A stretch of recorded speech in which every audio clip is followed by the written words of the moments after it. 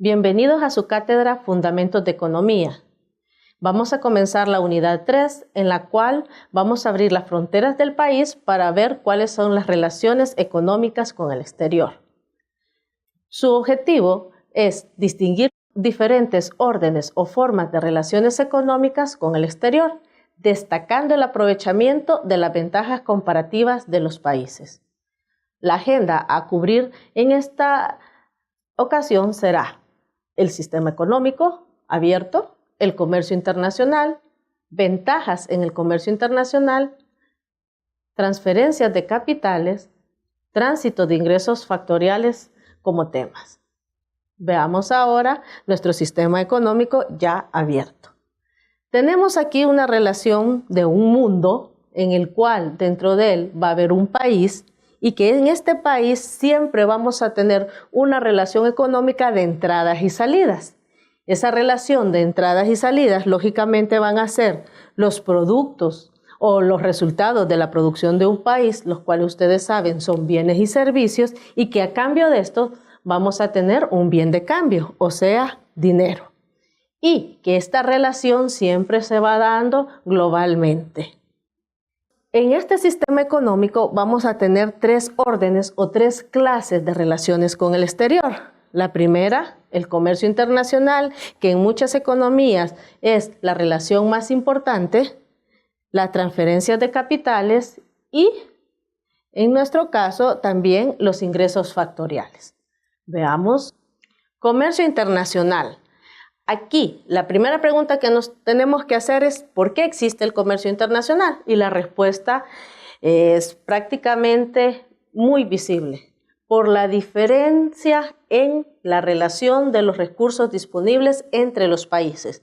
Hay muchos países que tienen muy buenos recursos, otros tienen una gran variedad de recursos y otros que ni siquiera tienen los recursos básicos.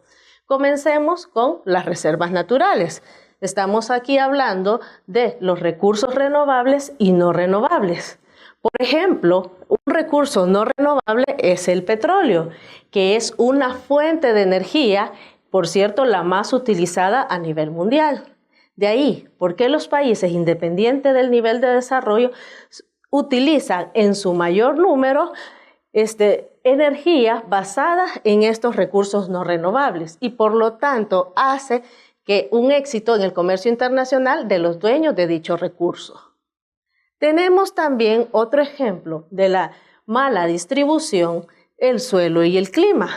No todos los países tienen los mismos climas y por lo tanto no pueden producir de igual manera.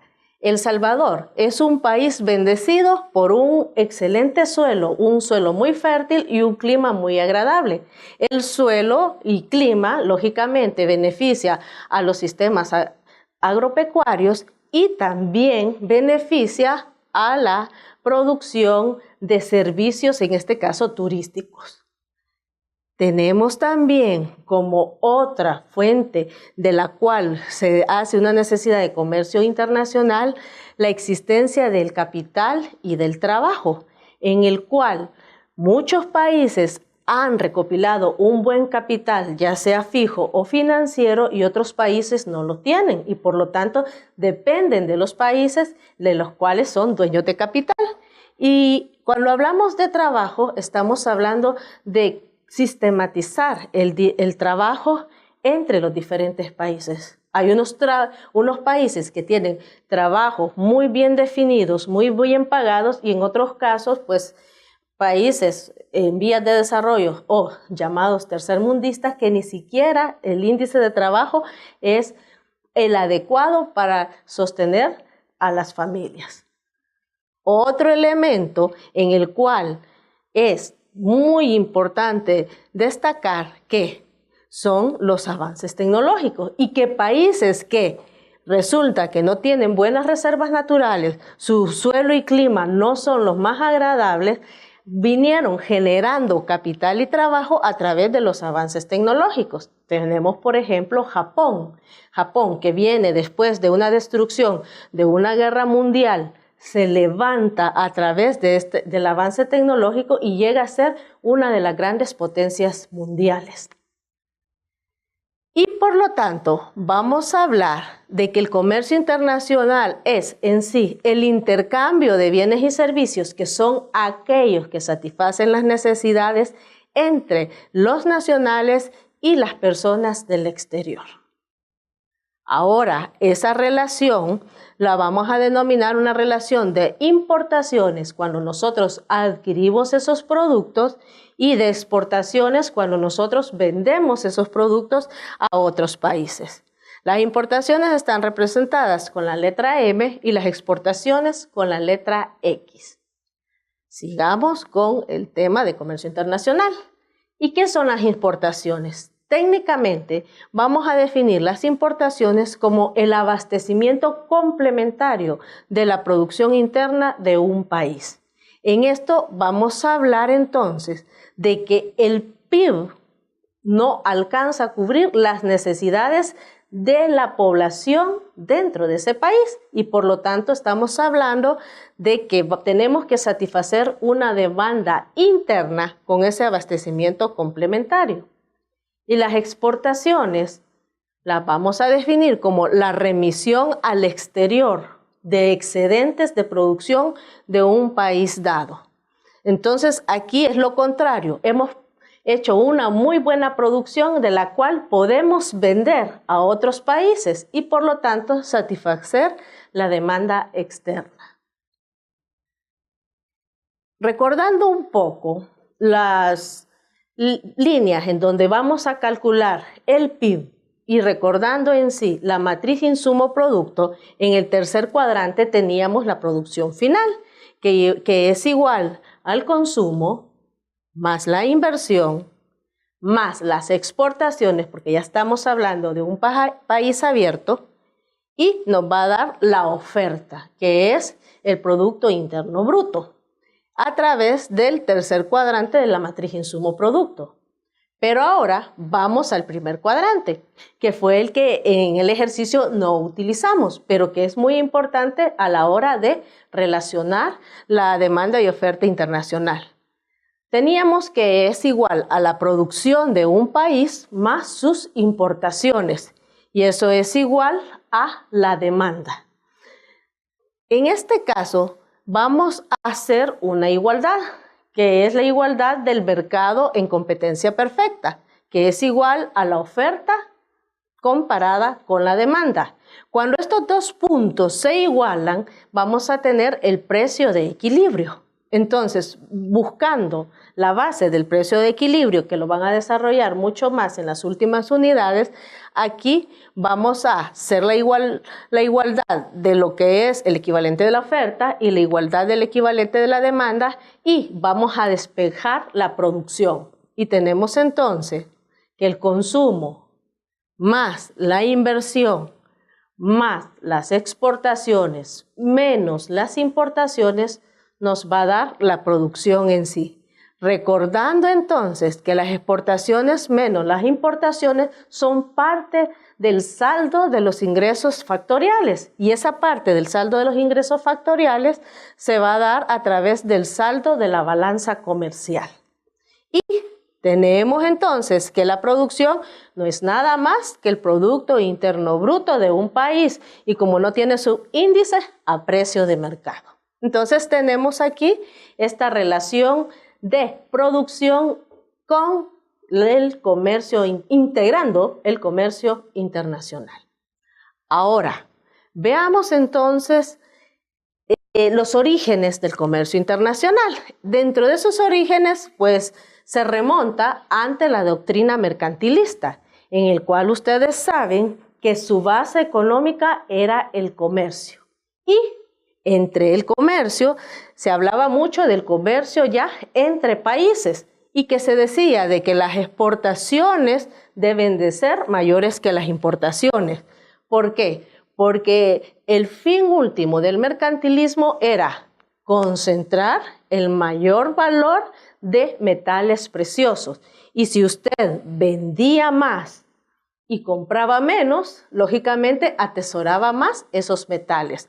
Y para poder hacer eso se tenía que aprovechar las ventajas entre países. Y nace el concepto de ventajas comparativas. en el cual ha venido desarrollándose a través del tiempo y que vamos a tener tres grandes tipos de ventajas.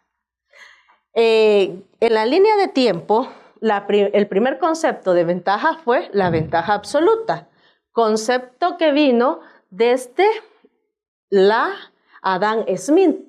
¿Recuerdan? El creador de la teoría clásica. Adam Smith nos decía que los países tienen ventaja absoluta cuando son dueños de los recursos para ser transformados y lógicamente sus costos minimizaban. Y esos países que tenían los menores costos eran los que tenían que producir y los demás países se limitaban a comprar.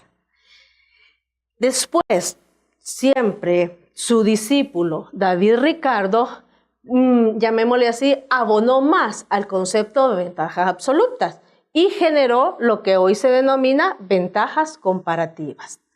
Y por último, ya en los años 80 nace a través de Michael Porter, el concepto de las ventajas competitivas. Ahora veamos cada una de estas ventajas. Ya habíamos hablado que la ventaja absoluta está relacionada a Adam Smith en su obra Las riquezas de las naciones. Se da mucho el análisis de esto, en lo cual ya habíamos dicho que el país con muchos recursos y bajos costos era el que tenía que producir. Ojo, el análisis de Adam Smith actualmente se puede decir que fue un análisis simplista, en el cual se basaba en tres maneras de ver este análisis. Primero, se decía de que se hacía la comparación entre dos naciones, nación A, nación B. Segundo, su comparación solo podía ser en dos productos. El producto que podría ser A y B, y cuál de esos productos le quedaba A y cuál le quedaba B. Y por último, el análisis solamente se refería a los costos bajos de producción. Y por lo tanto, ya se habló de la especialización en el proceso productivo, una especialización a nivel macro. ¿Por qué? Porque es la especialización de un país, el cual debe de ser en la producción de menores costos. Hoy veamos las ventajas comparativas, como habíamos dicho, de su discípulo David Ricardo, en el cual le agregó, siempre era el análisis de los tres supuestos anteriores, que era comparación entre dos países, comparación de dos productos y siempre relacionando los costos. Solo que aquí David Ricardo hablaba de que entre los diferentes productos que podía realizar un país se debería de especializar aquel que tuviese mayor eficiencia productiva. ¿Y a qué se refería con eso de mayor eficiencia productiva? Lógicamente se hablaba que era aquel que dejaba mayores ingresos o mayores ganancias y que por lo tanto aquí surge un efecto de un término muy conocido que ustedes lo van a ver en ingeniería económica que se denomina costo de oportunidad.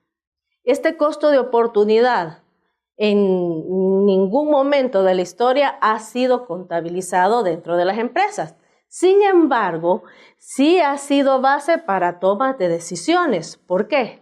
Porque el costo de oportunidad es aquel, llamémosle así, aquel punto en el cual yo tengo que decidir entre una alternativa A y una alternativa B.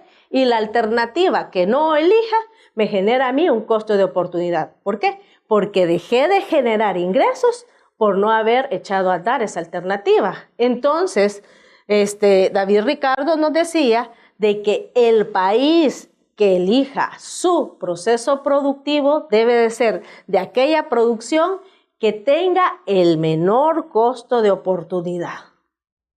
Y por lo tanto, aquí ya se habla de una relación de intercambio del comercio entre los diferentes países. ¿Por qué? Porque el otro país se debe de quedar con el producto, llamémosle así, que no ganó y que por lo tanto lo tiene que producir y tiene que haber un intercambio entre ellos. Y ese intercambio genera mayor eficiencia económica. Ahora vamos con las tendencias, repito, esto surge en los años 80 con el economista Michael Porter, el cual nos dice que debe de existir una ventaja competitiva, en el cual se habla mucho de un nuevo concepto, el concepto de valor. Aunque realmente no es tan nuevo el concepto, pero aquí se le da mucho más auge. ¿Recuerdan cuando estábamos hablando del flujo real de la producción, en el cual decíamos que hay un insumo que va sufriendo cierto tipo de transformación y que por lo tanto se le va agregando mayor valor a la vez que se va utilizando los demás recursos económicos? Entonces, como se le agrega valor, no porque sea más caro, sino porque el cliente está dispuesto a pagar un valor más alto por un producto mejor terminado o un producto que satisfaga sus requerimientos. Entonces, de aquí hablamos de ese concepto de valor. Aquel producto que supera las expectativas del cliente. Y por lo tanto, como debe superar dichas expectativas, entonces se genera un liderazgo empresarial. Y ese liderazgo se va a ver en la ventaja competitiva desde 3 perspectivas. Disminución de costos sin sacrificar calidad, que es un concepto un poco nuevo entre la ventaja absoluta y ventaja competitiva. Esto no lo decían los autores anteriores. Hacer una innovación, liderazgo e innovación, ofrecer productos nuevos o por lo menos productos que se van renovando y van ofreciendo más cosas o cosas más interesantes que hace llamar la atención del cliente, y un liderazgo en enfoque. Cuando estamos hablando de liderazgo en enfoque, significa que hay que buscar un mercado meta y ese mercado meta hay que conquistarlo. Una vez conquistado, volvemos a enfocar tal vez en un mercado que nos vaya a dar mejores frutos, pero sí no podemos tirar productos sin un enfoque de mercado, porque si no, vamos a gastar más, se aumentan los costos y no hay oportunidad de una innovación específica. Entonces tenemos aquí que el comercio internacional ahora pues se basa en la famosa ventaja competitiva.